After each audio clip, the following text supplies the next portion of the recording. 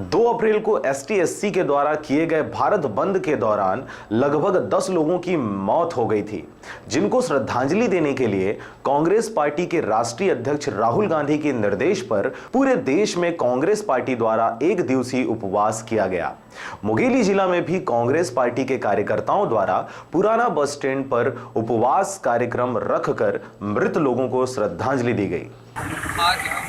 आपसी भाईचारा बनाए रखने के उद्देश्य को लेकर एक दूसरी धरना, एक दूसरी उपवास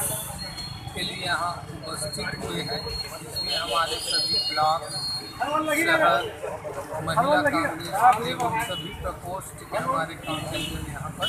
उपस्थित हैं। राष्ट्रीय अध्यक्ष भारतीय कांग्रेस कमेटी के राहुल गांधी जी के द्वारा